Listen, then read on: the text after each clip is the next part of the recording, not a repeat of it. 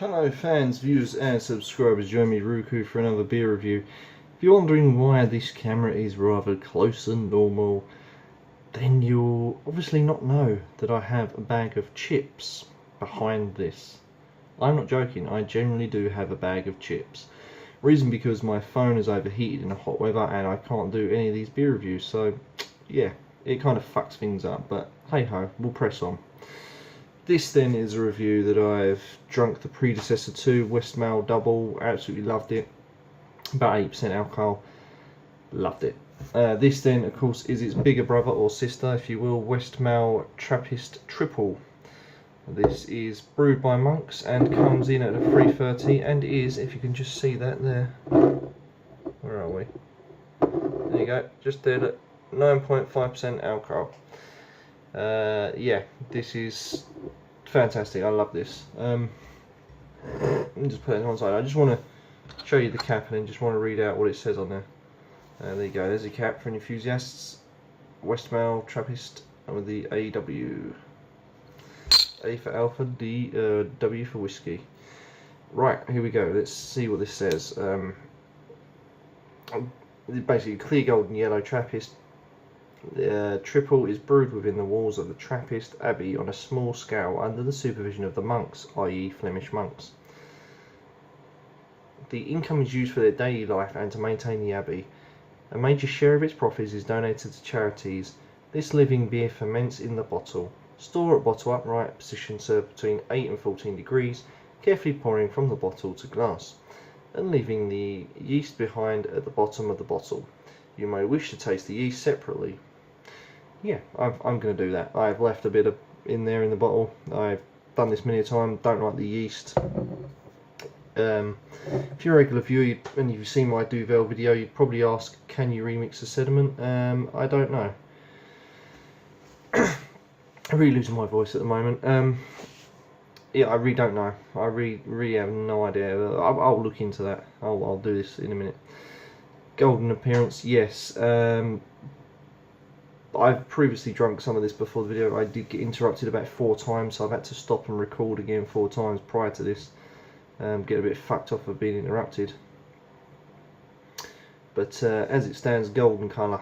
The head is decent. The head is, well, was decent.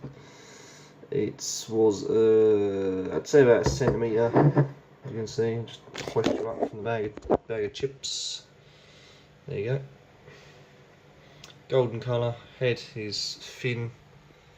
There you go. Watery base looking. And just to show you that I'm not joking about the chip thing, this is not chips as in potato chips, this is as in chips as in chips.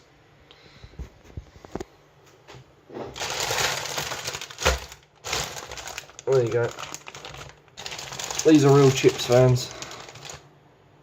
Frozen chips.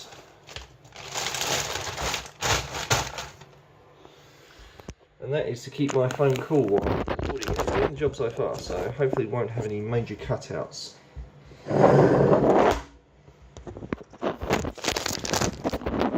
Problems with the camera. So there you go. The frozen chip theory keeps your phone nice and cool in hot weather.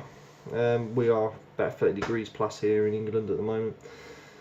Anyway, getting on from the review itself, what was I can't remember what I was going to say.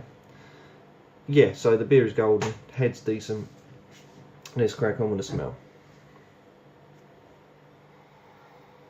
It smells of yeast, white bread,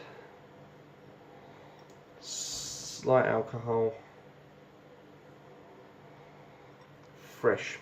Yeah, so white bread, fresh. If you buy a bottle of this, you're doing good. You're supporting the monks, giving money to charity also. So, in my eyes, you're doing good. I've done good. I feel better for doing this now, for purchasing a bottle. Here we go.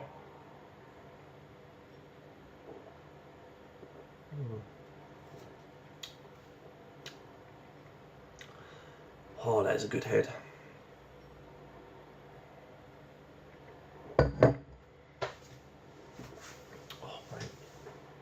The head of the beer is very creamy, it's light, it's foamy, it's frothy, very gentle. The beer itself is strong alcohol, Nothing more would you expect from an Abbey beer. The alcohol kind of burns your throat, and it sticks here in the chest, sort of your rib cage ends here. It's kind of right slap bang in the middle. It warms you like a whiskey. The flavours are kind of like a subtle fruit, a slight sweet, figs, that kind of sweetness, maybe resins of honey, but it's not overly sweet. You know, if I burp, it's not. If I burp, it's sign of a good beer.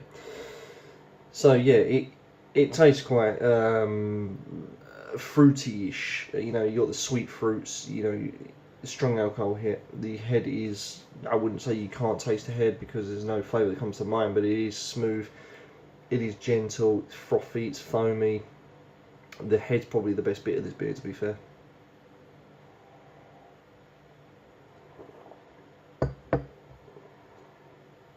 The overall mouthfeel for this is very, very smooth. Very smooth, sanely drinkable. Again, it's on the dangerous level. Not quite dangerous, but it's getting there. Tone down the alcohol burn, I think this would be incredibly dangerous. So I'm just going to see what happens now when we keep the yeast in the bottle. I'm just going to remix this because if you're a regular viewer, you'll know from my Duvel video. Please watch that if you haven't already seen it. I will show you how to remix stuff. This also works on any wheat beer as well, so do check out my Erginger video if you haven't already.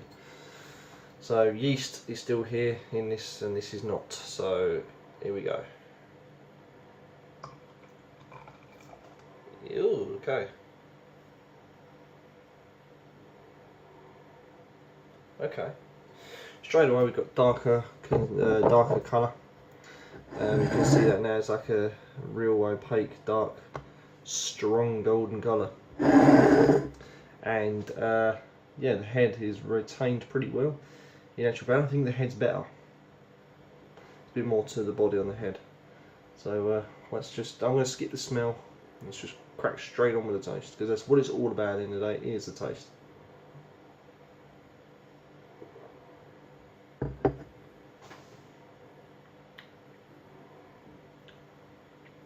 Whoa.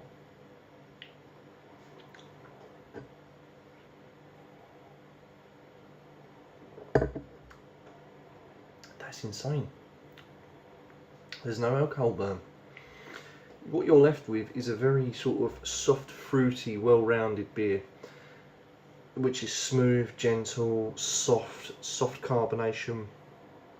Oh wow, it's a real pleasure to drink that. There's lots of fruits happening, mostly figs. I don't know what that is. Plums. It's really all this juicy, sweet stuff. I wouldn't as far as going to say mango, because that's well off the bat.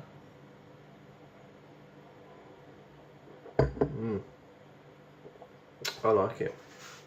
I'm just going to pop you on pause for 2 secs. Right, so I'm back now with a bit of light, and you can see the colour quite clearly has changed. So that Duvel remixed colour. But the taste is just so much different. The taste is softer, it's more gentle, there's no alcohol burn.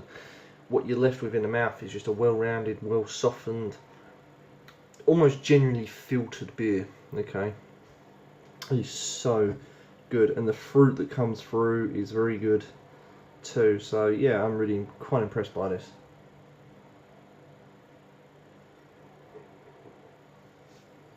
I'm just going to polish this off before I end this review.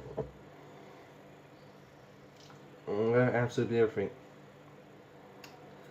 There you go. Just one more time. 9.5%. You see that? 9.5%.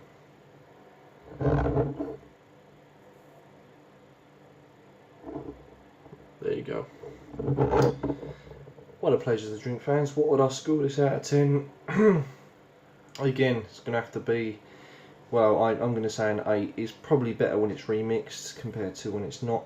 Drinking it at room temperature, from what I've never drunk this chilled, but drinking this at room temperature, it just probably brings out the more of a burn, more of that fruit. I should imagine chilled, would reduce the fruit and the burn. That's just my speculation. I could be completely wrong. But when you remix it, boy, does that make it a real palatable drink. You can even see bits of yeast floating around in that as well. I don't know if we'll pick that up on camera, but believe you and me, there is some yeast actually floating around it. It's like bits. No, we can't get it. They are there. They are there.